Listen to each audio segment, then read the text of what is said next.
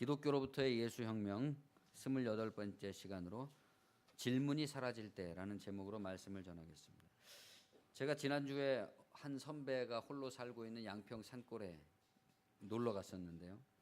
큰 도로에서 산길로 접어들어서 한참을 이렇게 굽이굽이 가다 보면 갑자기 고즈넉한 골짜기가 나오는 겁니다. 그 무인지경의 골짜기가 대낮에도 이렇게 정적이 그냥 압도적인 정적이 흐르는 그런 골짜기에 컨테이너가 하나 있고 거기에 이 사람이 살고 있습니다. 마치 나는 자연인이다 이런 프로에 나오는 사람처럼 살고 있는 거죠.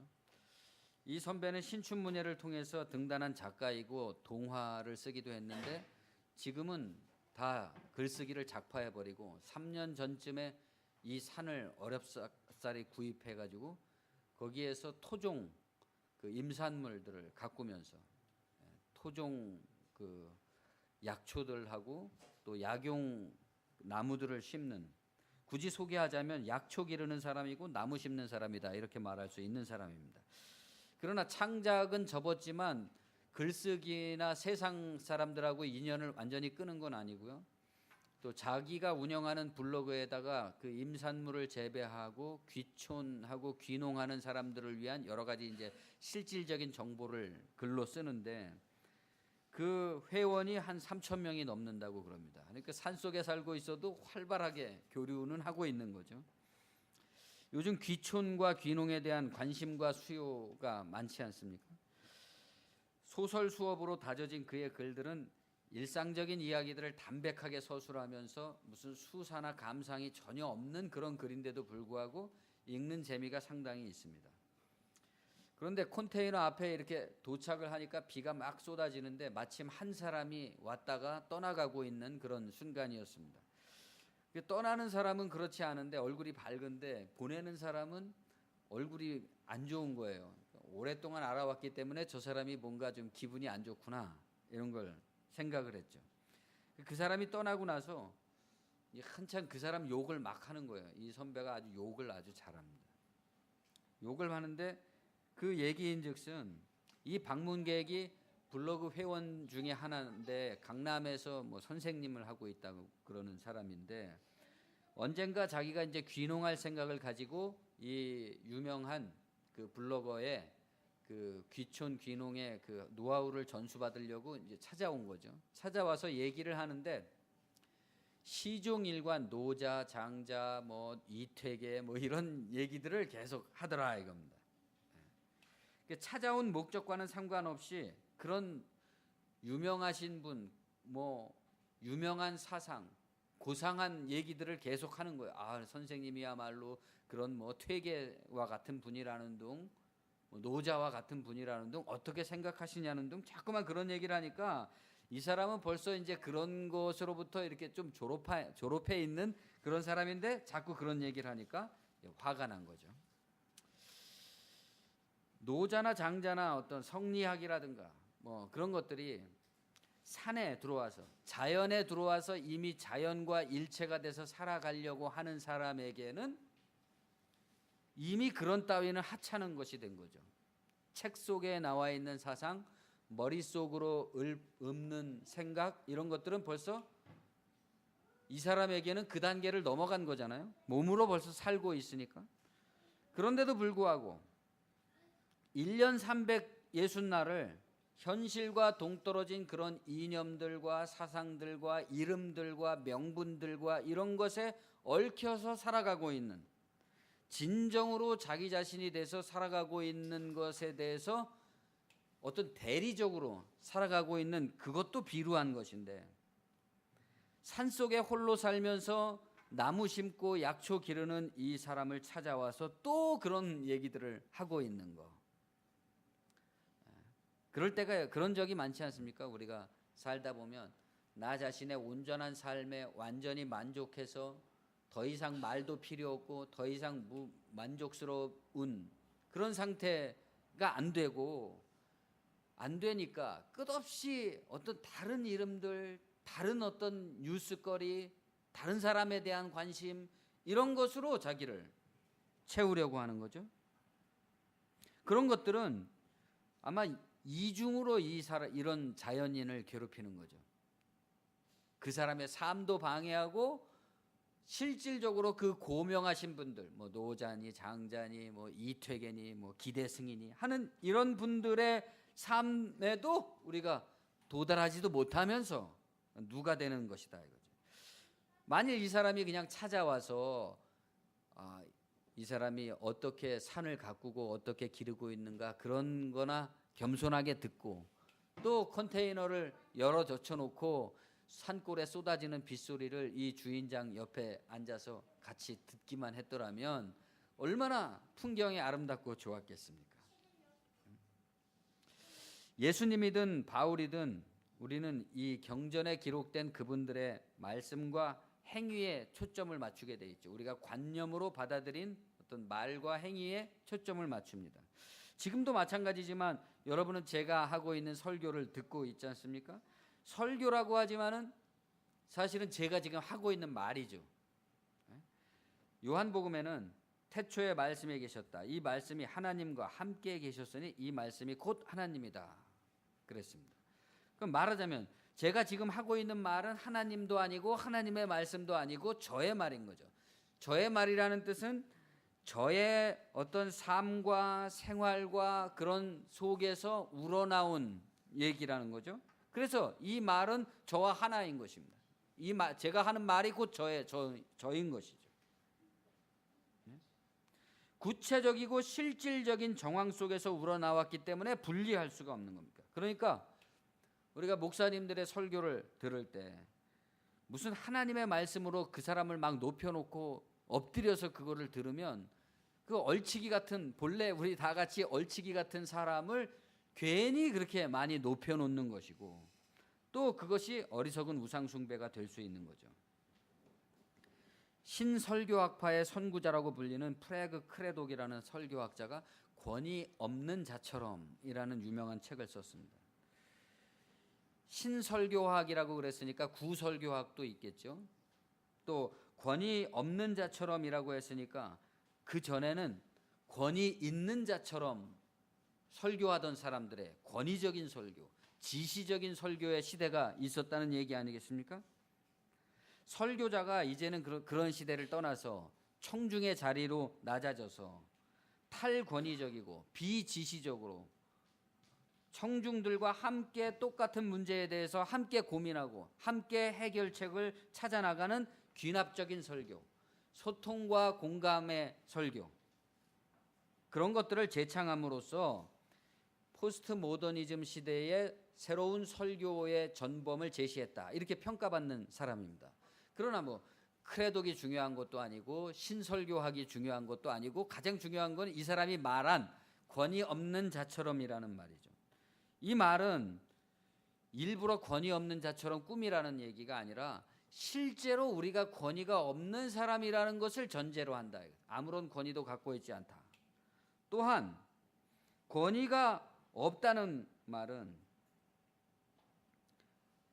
권위 없는 자라는 우리의 동질성, 여러분과 저나 똑같이 권위가 없는 자인 거죠. 최종적인 권위, 절대적인 권위가 없는 사람이라는 점. 그리고 그런 사람인데 권위에 대해서 얘기한다. 절대적인 권위에 대해서 얘기한다 하는 점입니다. 그렇다면은 이러한 특수성을 우리가 이해하면 권위 없는 우리들에 대해서는 권위 없는 자로서의 그 진실에 대한 철저한 이해가 필요하고, 나는 철저히 내가 무슨 말을 할지라도 권위가 없다는 것을 이해를 해야 되는 것이고, 권위 있는 분에 대해서는 우리가 이렇게 권위 없는 자이지만 그 권위 있는 것을 지향할 수 있다는 점을 이해하면서 그 둘이 같이 가야 된다. 하나만 가면 안 되는 거죠, 언제나. 그렇게 함으로써 권위 없는 자가 권위 있는 자의 자리를 뺏어가지고 자기가 마치 그 권위를 나타내는 것처럼 할 때 일어날 수 있는 온갖 사기, 미혹으로부터 우리를 해방시켜 줄 수 있는 거죠. 또한 그렇게 함으로써 권위 없는 가짜의 권위를 기대서 그를 높이면서 거기서 뭐가 나올 것처럼 생각하는 그 어리석음을 버리게 되니까 비로소 참된 권위에 대해서 보이는 어떤 사람의 권위로부터 나오는 것이 아니라 내가 내 가슴과 정신으로 생각함으로써 받아들일 수 있는, 믿음으로써 받아들일 수 있는 참된 권위로 다가갈 수 있다 이겁니다.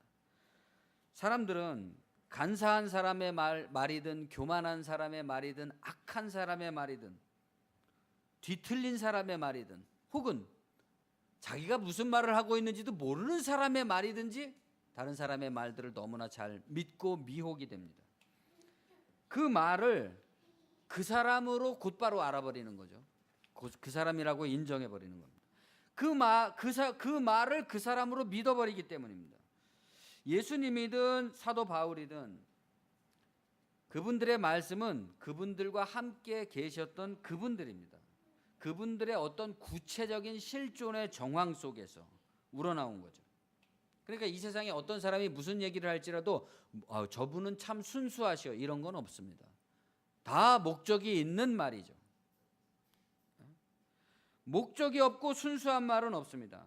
다 그가 속해 있는 이 우주적인 절대의 시간 속에서, 절대절명의 그 사람이 처해 있는 어떤 비상한 환경 속에서 그것을 뚫고 나가기 위한 일종의 필살기로서 그 사람의 말이라는 게 존재합니다. 그것이 어리석은 말이든 바보같이 보이는 말이든 교활한 말이든 그 사람의 고도의 그 정신세계 속에서 나오는 비상한 말이다. 그 사람이다. 그 진실은 하나님과 그 사람만이 알고 있는 거죠. 우리가 그에게 쓸데없는 권위를 부여해 줄 수 없다 이거죠. 그래서 이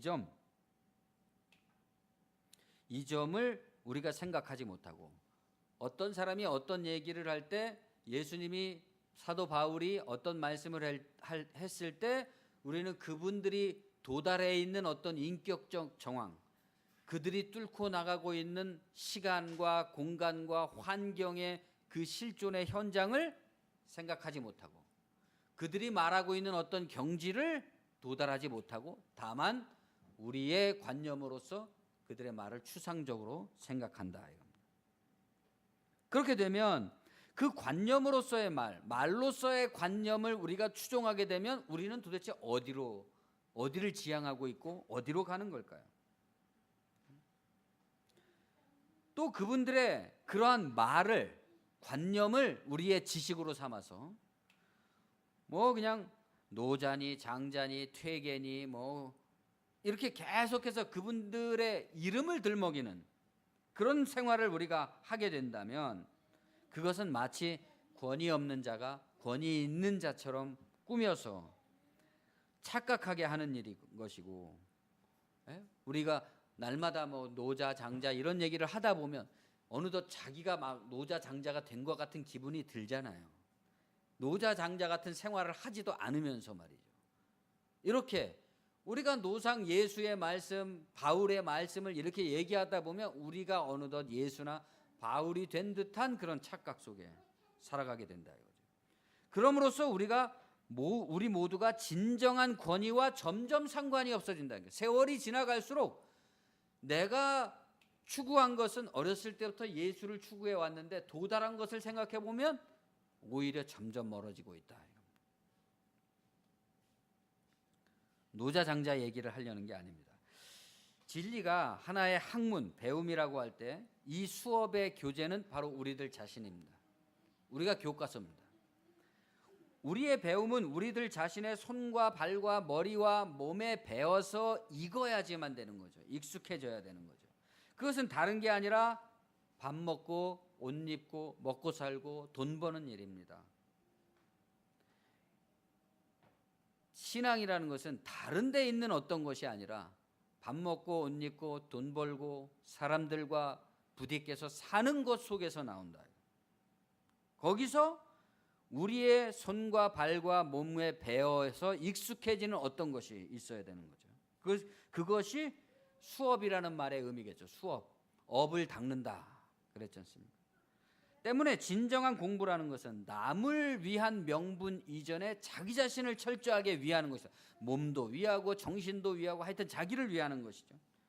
주님을 위해서, 하나님을 위해서, 교회를 위해서, 사회를 위해서, 인류를 위해서, 국가를 위해서 이런 명분들에 우리가 속아서는 안 된다. 세상에 자기를 잊어버린 어떤 이타적인 태도가 없다는 얘기가 아니라 그런 거룩한 봉사의 바탕이 철저한 자기 노력, 보편적인 자기 노력으로부터 나오는 것이어야지 그런 것을 그냥 건너뛰어 버려서 나는 누구를 위해서 일하고 있다는 식으로 자기를 높이는 것은 허망한 일이라는 거죠. 권위 없는 자들의 권위 없는 자기 확인이 끝없이 요청된다 이겁니다. 요컨대 자기라는 것은 객관화 시켜놓고 생각할 수가 없습니다. 객관화 시켜놓을 수 없기 때문에 우리가 자기에게 속는 거죠. 자기를. 얼마나 세상에서 가장 보기 어려운 게 자기 모습이잖아요. 야고보서에 보면은 거울을 보고도 그 생긴 것을 보고도 금방 잊어버린다 그랬잖아요. 객관화가 어렵다는 이유 때문이라도 우리는 객관화 시켜볼 필요가 있습니다. 우리 자신을. 이게 회개죠. 객관화 시켜본다는 게. 그것도 날마다 이랬다 저랬다. 오늘은 좀 내 자신에게 괜찮았다가 내일은 막 괴로웠다. 이런 게 아니라 언제든지 공평하게 자기 자신에 대해서 객관화 시켜볼 수 있는 좋은 거울을 우리가 가질 필요가 있다. 환경이 좋을 때나 나쁠 때나 내 기분이 좋을 때나 아주 안 좋을 때나 상관없이 나를 공평하게 보여줄 수 있는 거울이 필요하다. 갈릴리 사람들아 어찌하여 서서 하늘을 쳐다보느냐. 예수님이 승천하실 때 사람들이 하늘을 다 쳐다보고 있으니까 그 천사가 그런 말을 했습니다. 이 갈릴리 사람들아 어찌하여 하늘을 쳐다보느냐. 하늘 쳐다봐서 뭐 하겠다는 거냐 이거죠. 다 이 모든 복음이든지 구원이든지 이 모든 게 다 자기 얘기인데 너희들 자신의 얘기인데 왜 하늘을 쳐다보느냐. 너희가 본 그대로 이 예수는 다시 오실 것이다. 중요한 것은 예수님이 다시 오신다는 게 아니라 그럼 그동안에 우리는 뭘 할 거냐 어떻게 살 거냐 이게 항상 문제인 거지 않습니까? 알아들었으면 하나님의 은혜인 것이고 못 알아들었으면 아직 때가 아닌 것이죠. 알아들으면 그때부터 이 말씀에 대해서 떠들어댈 필요가 없이 삶과 몸의 그 말씀이 이게 내 얘기로구나 이러면서 그 몸에서 배어날 것이고 다른 사람 쳐다볼 필요도 없고 다른 사람 얘기에 미혹이 될 필요도 없고 다 자기 속에 있는 거라는 걸 알게 될 것이고 못 알아들었으면 계속해서 이 말씀에 대해서 성경에 대해서 예수에 대해서 하나님에 대해서 개혁에 대해서 온통 그냥 대하여 이런 대하여 타령만 하게 된다 이거죠. 창세기에 나오는 선악과 이야기는 인간 실존의 존재 방식의 변화에 대해서 기술하고 있습니다. 선악과 이전과 이후에 사람에게 어떤 변화가 일어났다는 거죠. 선악과 이후에 인간 실존의 변화가 일어남으로써 인간에게 있어서 하나님 나라는 몰락하고 사람은 낙원으로부터 추방됐습니다. 그것은 역사 이래 지금까지 인간이 처해 있는 현실에 대해서 설명해 주는 것이고 인간 실존의 존재 방식에 대해서 설명해 주는 것이고 동시에 그러면 우리가 이것을 어떻게 벗어나야 될 것인가 하는 것도 그 지향점도 보여준다. 낙원 상태로 돌아가는 거죠. 타락에 있어서 변화된 현실이라는 것은 우리의 변화된 현실이라는 것은 이 변화된 현실을 통해서 구원을 받게 되어 있다 이겁니다. 현실을 통과하지 않으면 안 돼요. 건너뛰면 안 된다 이거. 회피하면 안 된다 이겁니다. 우리가 신앙이라는 것을 현실을 도피해서 다른 어떤 세계가 있는 것처럼 자꾸 생각하기 때문에 진리에서 멀어지는 거죠. 오히려 위선자가 되고 철저하게 지금 타락한 이후에 놓여있는 우리의 현실이 돌아갈 곳도 지정해 준다. 각자 자기가 놓인 그 자기의 현실 속에서 구원을 받는 것이 하나님 나라의 구원을 받는 거죠. 그걸 도외시해 놓고 딴 데로 가서 그냥 구원을 받는 것은 너무나 뜬금없는 얘기죠.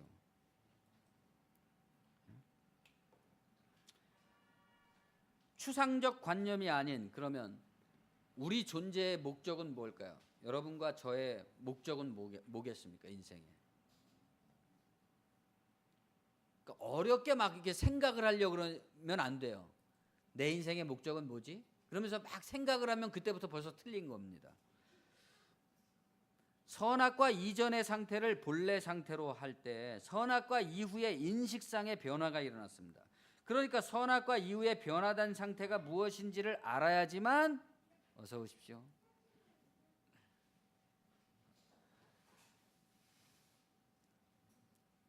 선악과 이후에 변화된 상태가 어떤 것인지를 알아야지만 선악과 이전의 상태로 돌아갈 수 있다.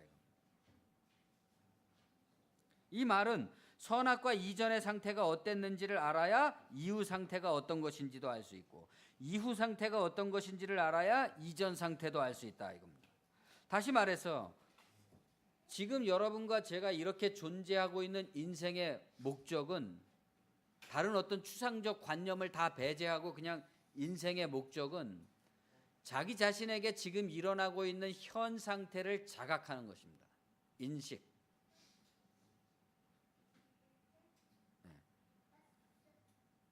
하나님이 우리에게 이성이라는 것을 주신 것은 우리에게 일어나고 있는 일을 진실하게 자각할 수 있는 능력을 주신 거죠.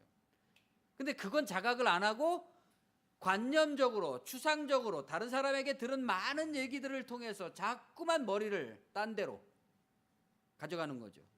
그래서 자신의 그냥 순수 목적인 인식을 인식하지 못하고 망각해버리고 오히려 엉뚱한 데로 자꾸만 가버리는 거죠. 그런데 우리가 다시 한번 그런 엉뚱한 관념들을 싹 배제해놓고 나라는 것에서 일어나고 있는 나 자신의 목적을 생각해 보니까 이건 정말 나는 생각한다, 고로 나는 존재한다, 이거로구나. 나는 인식하고 있다, 고로 나는 존재한다, 이겁니다. 인식이 없으면 나는 존재하는 것도 없죠. 그러나 데카르트의 이 말은 조금 우리가 수정해 보자면, 이 말의 원래 목적 보충을 하자면, 나는 존재한다, 나는 인식한다, 고로 나는 존재한다라는 말은 다른 일체의 의심과 회의와 이런 것들을 다 떨구어 버리고 나니까, 불확실한 것들을 내 인생에서 다 떨구어 버리고 나니까 오로지 남는 것은 나는 인식한다, 고로 나는 존재한다, 요거밖에 안 남았다는 겁니다. 이게 인생의 목적인 거죠. 일체의 의심과 회의를 배제하고 자신을 객관적으로 바라본다고 할 때, 그 객관적으로 바라본다는 것은 자신에게서 일어나고 있는 실존적인 현 상태, 그 실존적인 현 상태가 뭐겠습니까? 마음의 작용, 변화의 양상, 반응, 그런 거죠.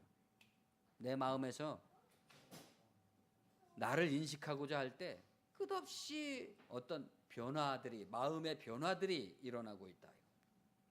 바람이 임의로 불매 내가 어디로부터 와서 어디로 가는지 알지 못하나니 영으로 사는 자는 다 이와 같다 그랬습니다.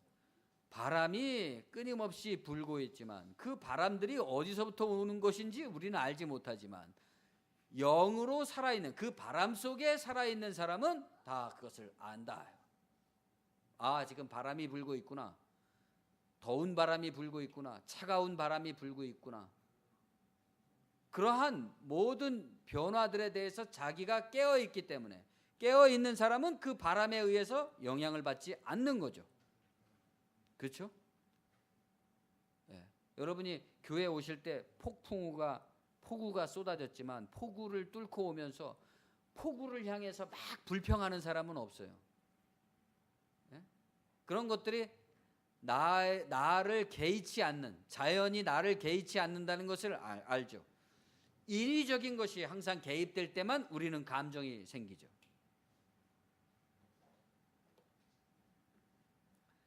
하나님이 이렇게 순수한 목적으로 인간을 인식하는 인간을 창조하셨는데, 인간은 머리를 많이 굴려가지고 자기만의 여러 목적들을 창조해냈습니다.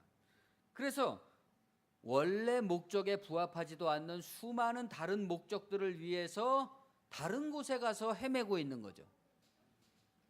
상관없는 목적, 그런 것들을 위해서 자기만 무한질주를 하는 게 아니라 한 사람이 무한질주를 하게 되니까 연달아서 다른 사람들도 무한질주를 하게 되고 모두가 다 같이 결과적으로 목적과 상관없는 삶을 열심히 살고 있다. 여러분이 자신을 참으로 진실되게 인식하는 여러분의 실존은 매 순간 여러분을 아는 것입니다. 인식하고 자각하는 것. 이것이 목적이고 이것 외에 다른 목적은 없습니다. 이렇게 자기를 참되게 아는 것이야말로 하나님을 참되게 아는 것이기도 하다. 이겁니다. 왜냐하면 이러한 자기라는 것은 하나님의 세계와 일치된 선악과 이전의 상태죠. 그렇죠? 인위적인 생각을 배제하고 나는 인식한다, 고로 나는 존재한다로 살아갈 수 있다면 우리는 선악과 이전 상태로 돌아간 거죠. 인간의 수많은 머리 굴림이 사라져 버렸으니까. 또 그런 머리 굴림이 우리에게서 일어나고 있다고 할지라도 거기에 영향받지 않고 있는 나 자신이 있으니까, 폭우 속에 내가 온전히 존재하고 있듯이 말이죠. 그럴 때 나는 선악과 이전으로 돌아갔기 때문에 자기라는 것이 하나님의 세계 안에 들어있다는 완전한 안전한 확신 가운데 놓이게 된다 이겁니다. 그럼으로써 하나님을 다른 곳에 가서 하나님이 어디 계신가? 우리가 기도할 때 머리를 어디쯤에 둬야지 하나님이 계실까? 이렇게 생각하는 게 아니라 내가 나의 자아라는 것을 이미 배제해버리고 나니까 하나님의 세계에 온전히 들어있기 때문에 이제 나는 어디를 가든지 어떻게 하든지 하나님 안에 존재한다 이겁니다. 이것은 너무나 안전해서, 너무나 안전하기 때문에 믿으려고 애를 쓸 필요가 없어요. 주님 나에게 믿음을 주옵소서, 하나님이 함께 하신다는 믿음을 주옵소서, 이런 소리를 할 필요가 없다. 이것을 알게 되면 선악과 이전의 상태와 같이 존재하는 자기이기 때문에 그렇죠. 선악과 이후에 인간은 이러한 자기를, 하나님 안에 안전하게 들어있는 자기를 벗어나서 자기가 하나님이 됐어요. 머리로. 그렇게 해서 만들어낸 게 뭡니까? 인위적인 세계, 하나님에게 역행하는 세계, 바벨탑의 세계죠. 바벨탑의 야망, 바벨탑의 혼란, 바벨탑의 사상, 바벨탑의 종교. 그 정점이 뭡니까? 제국주의죠. 제국들. 공중에 뜬 구름 같은 공중권세가 지배하고 있는, 공중권세 잡은 자 그랬잖아요. 바울이 이 봉건 시대를 살던 사람이기 때문에 그것을 로마 황제 이렇게 말할 수는 없었단 말이죠. 감히. 그래서 그것을 아주 은유적인 표현으로 공중권세 잡은 자 그랬습니다. 공중권세라는 게 뭡니까? 그러니까 이 바울의 그러한 어떤 피치 못할 언어를 우리가 이해하지 못하니까 사람들은 공중권세 잡은 자, 그러니까 마치 공중에 무슨 떠다니는 뭐 악마와 마귀 세력이 있을 것처럼 생각한단 말이죠. 그게 아니라 공중이라는 말은 우리가 그냥 이렇게 존재해도 우리를 지배한다는 거죠. 이렇게 세상 전체가. 대한민국이라는 국가가 우리를 이렇게 지배하듯이. 근데 그것이 제국들의 그 폭압적인 지배,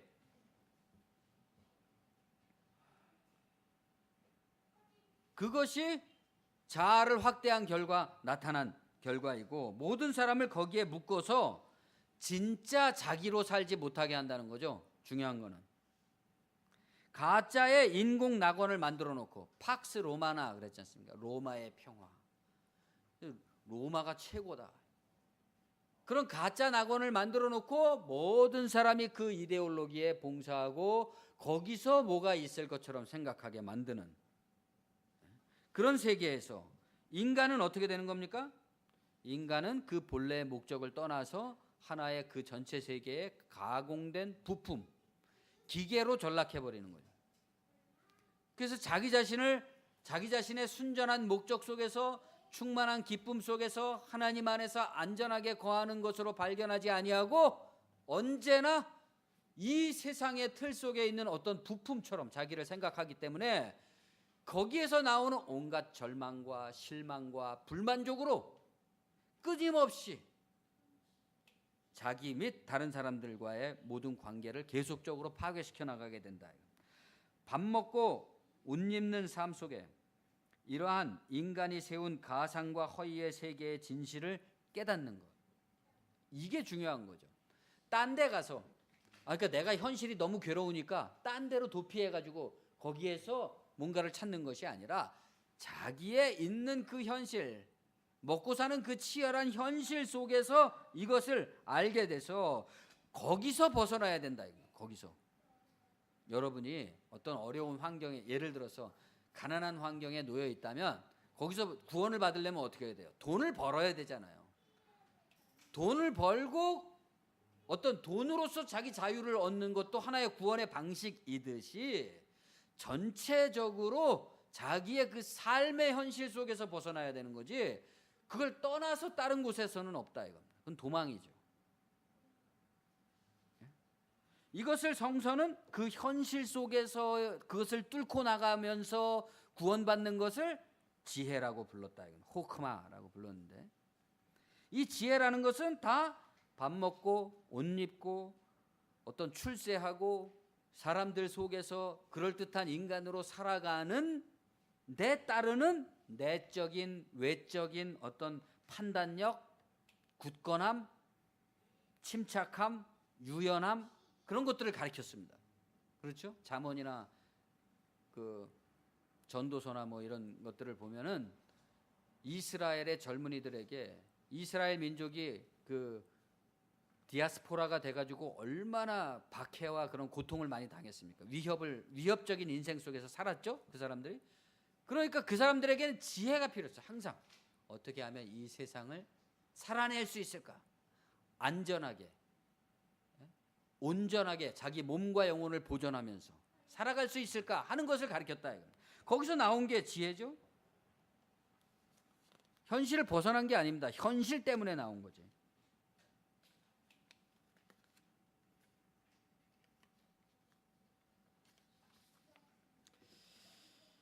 그런데 이 지혜가 그러한 현실만을 뚫고 나가는 그런 얄팍한 계산이냐? 그게 아니다 이거죠. 여호와를 경외하는 것이 지혜의 근본이요 거룩하신 자를 아는 것이 명철이니라. 같은 말씀같이 성서가 말하는 지혜라는 것은 일상 속에서 사람을 지혜롭게 할 뿐만이 아니라 그것을 통해서 하나님을 경외하게 해주는 지혜다 이겁니다. 단순한 위스덤이라기보다는 그 위스덤의 근원적 출처를 얘기하고 있다. 그 지혜가 어디로부터 나오는 것이냐? 그러니까 여기서 말하는 지혜라는 것은 어떤 알미인데 사변적인 어떤 그런 게 아니라, 이론적인 지식이 아니라 삶 자체로부터 경험을 통해서 여러 번의 실패와 착오와 절망을 통해서 거기서 나온 결론이다 이겁니다. 거기서 나온 깨달음이다. 거기서 나온 깨달음이라는 게 뭐예요? 거기서 하나님을 알게 된, 그리스도를 만나는 그런 경험 자체를 말하고, 이성보다 경험을 중요시하기 때문에 이 지혜로운 사람이 가진 어떤 덕성의 산물로 제시되는 것들은 대개는 다 현실에 소용되는 것들이다. 이 지혜의 결과는 또 머리가 좋고 뭐 이런 게 아니라 뭡니까? 솜씨, 기술, 능력, 이런 것들입니다. 어떤 사람이 솜씨가 좋고 기술이 좋고 능력이 많죠? 삶을 많이 겪어본 사람이죠. 못 겪어본 사람들은 그런 게 없지 않습니까? 겪어본 나머지 이렇게 하면은 사람이 엉뚱해지고 잘못된 길로 갈 수 있다. 저런 사람은 어떻게 주의를 해야 된다. 뭐 하는 그런 솜씨, 기술, 능력이 나오는데 그것의 출처는 하나님이다 이겁니다. 이것이 성서의 지혜가 다른 어떤 세속 지혜와 다른 점이죠.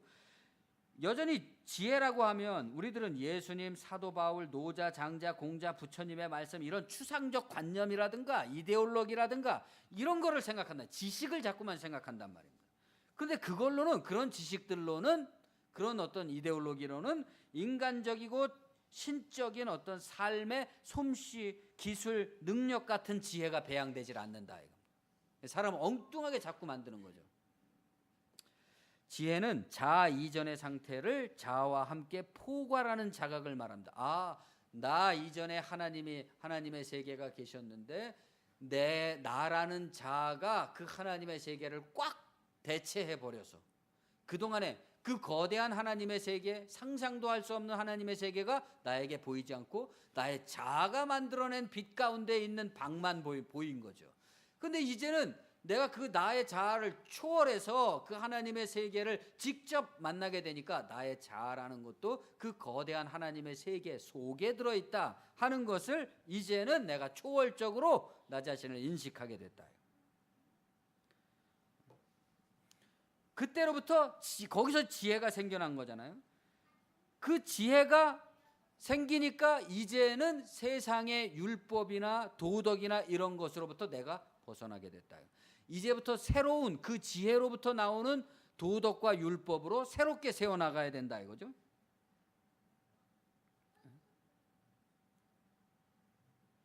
그러니까 인간의 실존의 조건이라는 것은 예를 들어서 도덕이나 율법이라는 것은 각각의 사람들의 문화와 지리적 환경이나 이런 특수성에 따라서 다 틀리잖아요. 어떤 지방에서는 이게 도덕이고 어떤 지방에서는 저게 도덕이지만 이 인간의 실존이 놓여있는 자아를 벗어나서 얻게 되는 하나님의 참 지혜라는 데 있어서는 어느 민족 누구에게나 다 동일하다.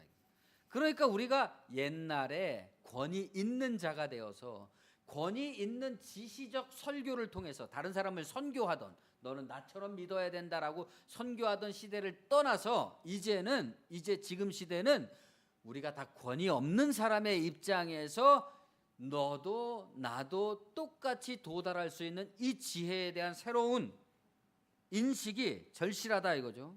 우리가 서로 너무 많이 찢겨지고 분열돼 가고 있기 때문에 이러한 지혜에 도달하는 것 또한 인생의 목적이다 이렇게 말할 수 있을 겁니다. 사람은 누구나 자기 자신이 가장 현명하죠. 자기를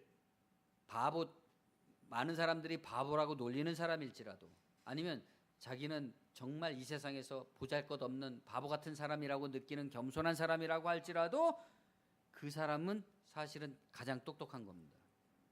왜냐하면 자기 자신이야말로 자기 자신을 가장 잘 안다고 느끼기 때문이죠. 자기 자신을 가장 잘 안다고 느끼는 것은 세계를 자기만이 잘 파악하고 있다고 느끼는 거죠. 세상 전체의 면모를 파악하고 있는 유일한 자기 자신을 알고 있는 자기야말로 이 세상에서 가장 현명한 사람인 겁니다. 그러나 사람의 눈은 외부를 향해서는 발달되어 가고 있지만 자기의 내부를 향해서는 점점 퇴화되어 가고 있고 나의 내부를 한번 봐야 되겠다 이렇게 생각하는 순간 언제나 그것은 전인미답의 신대륙과 같다. 자기는 자기 속에 뭐가 있을지를 몰라요. 어떤 일정한 법칙이 없습니다. 내 마음이 우리는 어떤 이념적 지향, 어떤 논리적 추론 이런 것을 분명히 갖고 있지만 내가 세상살이 여러 것에 대해서 반응하는 데 있어서는 그 논리는 안 통합니다. 어떨 때는 세상 모든 사람이 다 미워하는 놈도 불쌍하게 보일 때가 있고 어떨 때는 세상 모든 사람들이 다 칭찬하는 사람도 나에게만은 도저히 용납할 수 없는 사람처럼 생각되는 경우가 많이 있죠. 그렇기 때문에 우리가 우리 자신의 그러한 도대체 나는 왜 그럴까 하는 것을 들여다보려고 한다면 그것은 거의 전인미답의 신대륙의 발견과 같다. 동시에 새로운 나를 발견하는 거지만 동시에 무지를 발견한다. 내가 그동안 나를 정말 많이 몰랐구나. 몰랐다는 말은 내가 나를 그만큼 대접해 주지 않았구나. 관심을 갖지 않았구나. 방치해 놨구나. 이런 뜻이죠. 보통의 경우 우리는 생각을 생각하고 있습니다. 그러니까 아까 바람이 임의로 불매 이런 것처럼 우리 마음속에서 왜 그런지 모르게 어떤 생각들이 떠오를 때 그 생각을 생각하고 있다 이겁니다. 생각 속에 물들어서 내가 곧 그 생각인 것처럼 생각하고 있는 거죠. 그렇기 때문에 나에게서 이런 생각이 일어나고 있다라고 하는 나의 생각과 내가 일치되지 않은 방식의 지금 나한테 이런 생각들이 일어나고 있네 라고 생각의 방식 자체를 생각하는 경우는 별로 없다 이겁니다. 다만 비슷한 경우가 있죠. 우리가 기도를 하려고 탁 손을 모으고 눈을 감았을 때 마음을 탁 비워놓고 자기를 살피게 되죠. 그때 초월적으로 자기를 살피게 되죠. 또 잠들기 전에 자리에 누워서 오늘 하루의 일과를 가만히 생각해 볼 때 자기의 마음을 내려놓고 자신의 있는 그대로의 모든 일들을 투명하게 볼 수 있는 시간을 갖게 됩니다. 그런데 우리는 그런 시간을 가지면 곧바로 어떻게 해요? 결론을 내려요. 내가 요러 했기 때문에 앞으로는 이렇게 해야 되겠다. 이렇게 자기가 또 생각으로 결론을 내려버린다 이겁니다. 그렇게 하지 말고 만일 끝까지 그 명상 상태를 유지한다면 어떻게 될까요? 한번 생각을 해보십시오.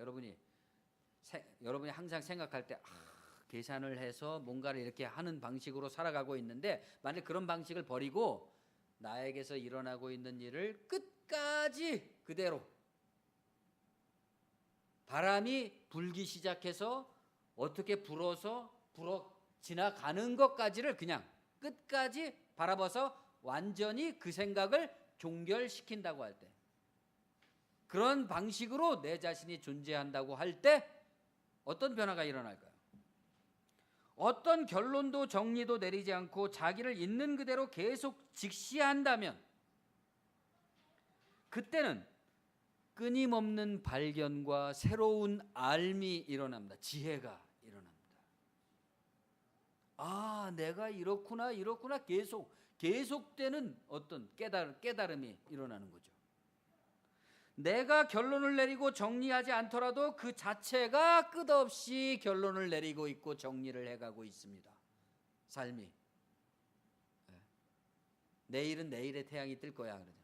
나하고 상관없습니다. 하나님이 자기의 일을 해나가신다.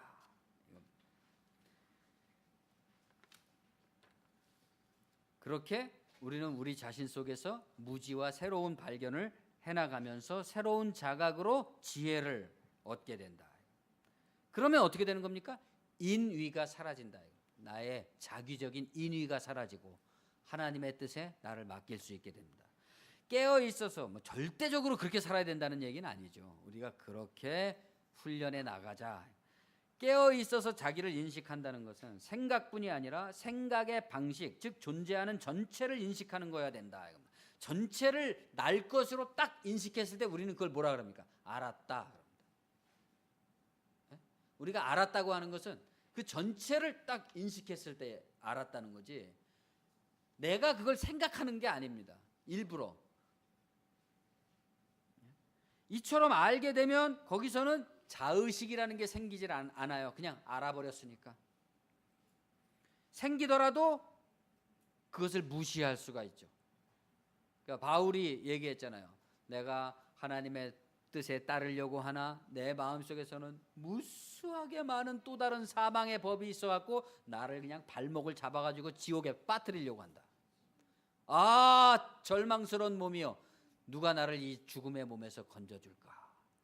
그러나 거기까지만 읽으면 안 되죠. 내가 예수 그리스도의 복음으로 말미암아서 그에게 감사한다.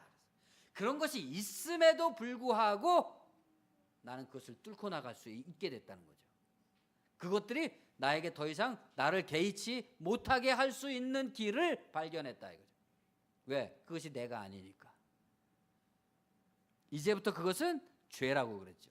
그래서 내가 아니라 죄니라 그랬습니다. 오늘 본문을 제가 정리해 봤습니다. 너희가 사람의 미혹을 받지 않도록 주의하라.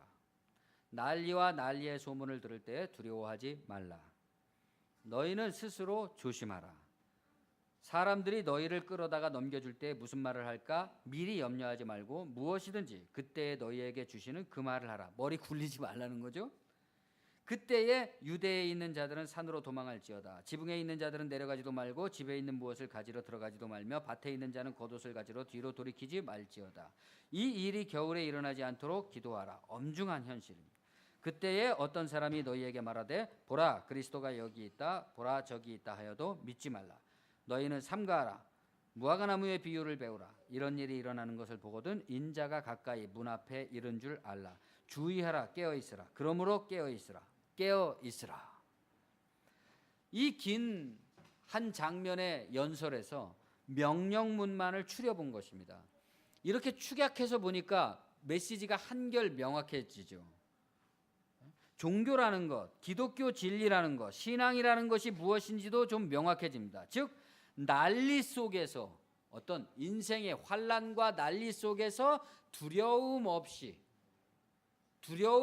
자기를 지켜가며, 그 두려움 중에는 어떤 것이 있습니까? 배교와 미혹. 그러니까 인생의 두려움에는 그런 게 있잖아요. 나를 위협하는 두려움도 있고 유혹하는 두려움도 있습니다. 위협도 무섭지만 유혹에 빠지는 것도 무섭죠. 그러니까 이 세상은 항상 우리에게, 지금 현세의 세상이라는 것은 우리에게 동시적인 두 가지 두려움 속에 우리를 가두어 놓는다 이거죠. 어떤 현실적인 위협, 협박 이런 것들로 우리를 괴롭히고 두렵게 하고, 또 미혹으로서 헛된 길로 자꾸 빠지게 만든다. 그렇기 때문에 그 두 가지를 헤쳐나갈 수 있는 길은 뭐라 그랬습니까? 깨어 있는 거라 그랬습니다. 깨어 있는다는 것은 그것으로부터 영향을 받지 않는다는 거죠. 그거 없앤다는 게 아니라, 싸워서 없앤다는 게 아니라, 그것이 나를 향해서 다가올지라도 나는 항상 빛 사이로 막가 빠져나간다는 거죠. 여기에는 이 세상에 대한 비상한 판단과 종말에 대한 비상한 예언이 담겨 있죠. 이 마가복음의 이 말씀, 무화과 나무의 비유를 배우라, 이건 종말론에 대한 얘기잖아요. 종말이 임박했다. 그 임박한 종말에 있어서 우리는 그럼 나에게 처해 있는 이 비상한, 인생이라는 게 얼마나 짧습니까? 80년 100년 이렇게 산다고 할지라도 지나고 보면, 이미 노인이 되신 분들을 보면 그것은 순식간에 지나가 버린 거잖아요. 다 꿈과 같이. 결국은 우리 모두가 어린애든지 나이가 먹은 사람이든지 누구든지 비상한 종말론적인 화살 같은 시간 위에 놓여 있다 이겁니다.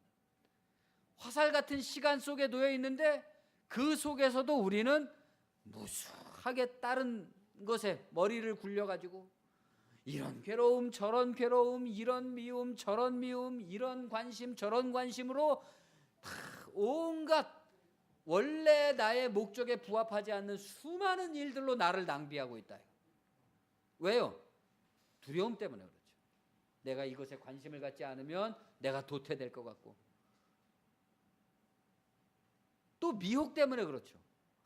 이걸 하면 나를 좀 즐겁게 할 수 있을 것 같네, 좀 유명해질 것 같네, 좀 괜찮게 살 것 같네, 좀 잘난 척을 할 수 있을 것 같네, 이런 식으로 말이죠. 그렇게 됨으로써 그런 것들을, 두려움과 미혹으로부터 벗어날 수 있는 지혜를 말하고 있습니다. 그러니까 예수님의 메시지는 회피하거나 외면하지 않고 종말론적인 세상을 그대로 관통해 나가면서 자신을 상실하지도 않고 그대로 지켜나가는 진격의 필살기다. 필살기라는 게 뭡니까? 고수가 칼을 들고 딱 나갔을 때 자기를 죽이려고 자객들이 그냥 잔뜩 몰려 있는 거잖아요. 거기서 내가 한 번 잘못 놀리면 죽는 겁니다. 한 번에 헤쳐나가야 되는 거죠. 딱. 그게 필살기 아닙니까? 처음으로 돌아가서 노자 타령 같은 지혜도 아니고, 돌 하나도 돌 위에 남지 않고 다 무너뜨려질 건축물의 위용과 같은 그런 것들을 숭배하는, 멋있는데 대단합니다, 이런 것에 쫓아다니는 그런 게 아니라, 그런 숭배도 아니라, 오히려 그러한 모든 미혹과 왜곡과 겁박과 두려움과 굴종과 그러한 인위에 의한 것에 대해서 비상하게 깨어있는, 내가 깨어있으므로 이제 더 이상 그런 남들이 만들어낸 그런 것에 의해서 내가 하등에 영향받을 필요가 없고, 나로서 너무 충분하고 나로서 너무 만족스럽고, 상관치 않음, 그런 세상에 대해서 상관치 않음, 그 사람이 뭘 남이야 전봇대로 일을 쑤시던 말든, 남이야 뭐 동성을 사랑하든 말든, 남이야 뭘 어떻게 하든 말든 말이죠. 상관치 않음, 비가담, 불복종, 나는 나로서 너무 충분한 겁니다. 그런 거 없어도 아무리 훌륭하고 고상한 명분이라고 할지라도 자신이 그 훌륭함과 고상함에 매몰되어서 마치 자신이 정말로 그렇게 훌륭하고 고상한 존재인 것처럼 생각하게 한다면 그것은 지혜라고 할 수가 없죠. 도대체 왜 우리는 우리를 자꾸만 좀 괜찮은 사람인 것처럼 해야 된단 말입니까? 왜? 그럴 필요가 없다는 거죠. 돌 위에 돌 하나도 첨 놓이지 않고 다 사라질 그런 것들을 반드시 필요할 것인 것처럼 생각해서 몰두하면서 거기서 그것을 위해서 그냥 다른 많은 것들을 희생시켜까지 하면서 그것을 추구해가는 그런 어리석은 사람으로 만든다 이겁니다. 그렇게 되면 그런 사람들이 어때요? 진짜 하나님의 복음의 말씀을 들으면 어때요? 달갑지가 않겠죠. 그런 사람은. 지혜에는 장성한 사람이 되라 그랬습니다. 장성한 지혜라는 것은 자기를 지혜롭다고 여기지 않는 지혜죠. 역설적 지혜입니다. 언제나 자기 자신을 모르는 사람을 저는 아무것도 모릅니다 라고 할 때, 그러나 나는 알고 싶다 할 때 나의 그 모든 삶의 목적을 알고 배우고 깨우치고 발견하고 그런 학생으로서의 호기심과 겸손함과 사랑을 가지고 있을 때, 사랑, 이 사랑이 우리를 살려준다 그랬는데 말은 많이 하지만 우리가 잘 못 느끼는 것 같아요. 사랑이 나를 구원해 준다는 것을. 여러분이 만일에 그냥 삶이 짜증나고 막 괴롭고 그러면은 누군가를 사랑하는 걸 생각해 보면 됩니다. 내가 내 딸을 사랑하지, 내가 내 아들을 사랑하지, 내 남편을 사랑하지, 부모님을 사랑하지. 어떤 우리의 사랑이 최고조로 느껴졌을 때 그 사랑을 회복하면 됩니다. 즉각적으로 사라지겠죠, 그 짜증이. 그런데 그 짜증에 몰두하게 되니까 오히려 어때요? 사랑이 다 없어집니다. 이 사랑이 있어야 된다. 그 사람은 그런 사랑이 있는 사람은 지혜롭습니다. 사랑이 있는 사람은 지혜롭습니다. 스스로 역설적 지혜로움의 지혜로운 상태를 유지할 수 있는 사람이라면, 이렇게 해서 그러한 사랑의 호기심으로 자기를 그 지혜롭지 않다고 생각하는, 또 그런 것과 상관이 없다는 것을 유지할 수 있는 사람이라면 무슨 40일 특별 새벽기도 이런 거 안 해도, 또 무슨 수련을 쌓지 않아도 자기를 언제든지 허영으로부터 지키고 진리의 길에서 벗어나지 않게 될 겁니다. 신앙이라는 것은 세상 모든 일을 도외시한 어떤 신비경에 빠지는 것이 아닙니다. 그것은 반대로 종교가 세상을 건너뛰게 하는 것이 아니라 이 세상의 고통과 고통을 만들어내고 있는 모든 현실에 대해서 적극적으로 참여하게 하는 것이죠. 진리를 통해서. 먹고 살기 위해서 현실과 더불어 싸우면서 그것을 통해서 주님, 하루빨리 이 먹고 사는 일에서 벗어나게 해주세요. 그게 아니라, 물론 그렇게 기도할 수는 있죠. 그러나 그렇게 해서 벗어나는 게 아니라 그 먹고 사는 현실의 그 치열한 싸움들, 그 싸움 속에서 동시에 거기에서 벗어나려는 지혜의 가르침입니다. 다만 옛날과 지금이 달라졌다. 이거. 뭐가 달라졌느냐? 옛날에는 왜 도대체 왜 나에게 나는 왜 이렇게 질문이 많았었는데, 이제는 그러한 모든 회의에 가득한 의심과 질문이 사라졌다. 내가 그러한 모든 의심과 질문과 회의와 두려움과 고통을 뚫고 나갈 수 있는 진리의 무기를 가졌다 이겁니다. 방식을 가졌기 때문에 질문이 사라졌다. 질문이 사라진다는 것은 내가 있는 그대로 존재할 수 있는 법을 터득했다는 것이고, 그 자체가 하나의 대답이라는 것을 알게 됐다. 그러면 우리는 싸움 자체에 대한 피로감이나 두려움이 없이 이제는 한번 정말 싸워볼 만하구나. 결코 내가 망하지 않는다. 제가 해군 시절에 그런 말이 있었습니다. 결코 빠져 죽지 않는다는 확신만 있으면 파도는 높으면 높을수록 좋다. 결코 안 죽습니다. 뚫고 나갈 수 있습니다. 방식을 모를 뿐이죠. 우리의 관계가 왜 파괴가 됩니까? 말하는 방식을 몰라서 그렇죠. 방식을 알게 되면 모든 것을 해결할 수 있습니다. 그러면 우리는 모든 싸움을 제대로 싸워볼 만한 준비를 갖추게 됐다. 노는 것도 마찬가지죠. 잘 싸우지 못하는 사람은 잘 놀지도 못하죠. 사람들은 최근에 교육이 아이들을 놀 줄도 싸울 줄도 모르게 만든다고 개탄을 하고 있지 않습니까? 에고가 사라지면 나는 곧 하나님의 세계가 됩니다.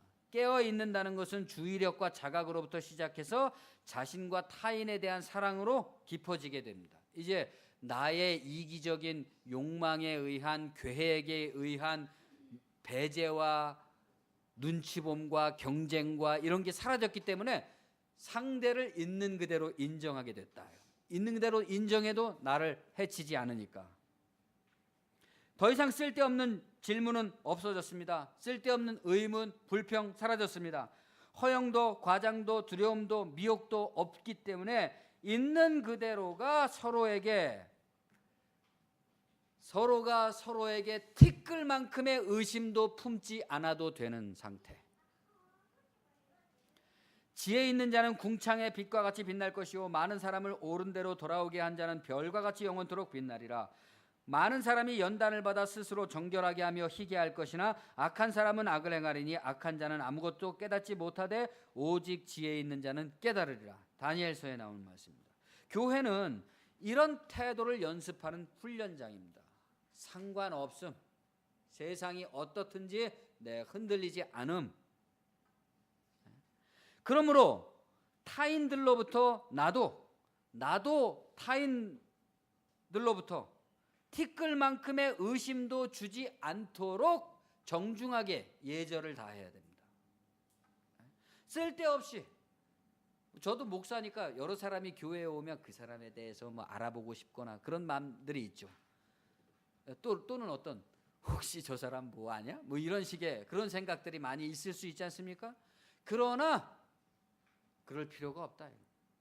내가 그걸 알아야 될 이유가 뭐가 있으며 그것을 알게 돼서 서로가 얼굴을 붉히면서 할 이유도 없는 거죠.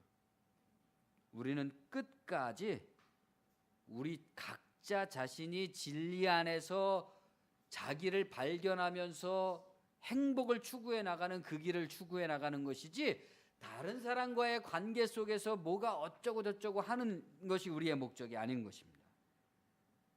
한 영혼이 천하보다 귀하다. 사실 그런 말씀은 성경에 없어요. 있는 것 같지만. 한 영혼이 천하보다 귀하다는 말은 누군가를 불쌍히 여기라는 말에 그쳐서는 안 된다. 사람을 불쌍히 여기는 게 아니라 우리 모두는 불쌍한 게 아니라 우주 자체이고 내가 우주 자체이고 하나님의 현현이고 하나님의 분신인 거죠. 그리스도의 분신이고 그리스도의 분신인 그리스도인 것입니다. 우리가 하나님께 열심히 기도한다면 진정으로 열심히 기도했다면 자기만이 남게 될 것입니다. 자기만이 온전히 남게 됐다면 그것은 곧 자기가 사라지고 하나님만이 남게 됐다는 말입니다. 기도하겠습니다. 주님 은혜를 감사합니다. 우리 안에 많은 의심과 괴로움과 질문과 갈등과 고통이 끊이질 않는 생각과 생각의 의문점들이 꼬리를 무는 이러한 삶으로부터 일체 하나의 해답으로서의 삶의 방식을 우리가 획득하게 도와주시고 하나님의 진리 안에서 우리 자신을 새롭게 발견하게 됨으로써 이 세상의 여러 어려운 환경 속에서 굴하지 아니하고 또 그런 것들이 있음에도 불구하고 우리가 그것을 통해서 멸망하거나 절망하거나 낙심하지 아니하고 오히려 그런 것들이 하나의 나의 도구요, 그런 것들이 나의 지혜를 촉구하는 각성제요, 그러한 것들을 통해서 내 인생이 깊어지고 경험이 풍부해지고 보다 많은 사람들을 포용할 수 있는 넓고 깊은 사람이 되어간다는 그 성숙한 이해를 우리가 가지게 됨으로써 여러 우리의 환경 속에서 진리를 알아가는 즐거움이 먼저 우리에게 있게 도와주시고 하나님께 나아가는 자랑스러움이 있게 도와주시고 또 내가 그 하나님의 빛으로 세상 가운데 존재하고 있는 떳떳함과 당당함이 우리에게 있게 도와주시고 또 세상이 어떻든지 간에 그러한 것들의 영향을 받지 아니하고 여전히 세상을 구원해 나갈 수 있는 그러한 믿음의 굳건한 터전이 우리에게 있도록 윤리적 우월감이 우리를 지켜줄 수 있도록 인도하여 주시옵소서. 예수님의 이름으로 감사하며 기도합니다.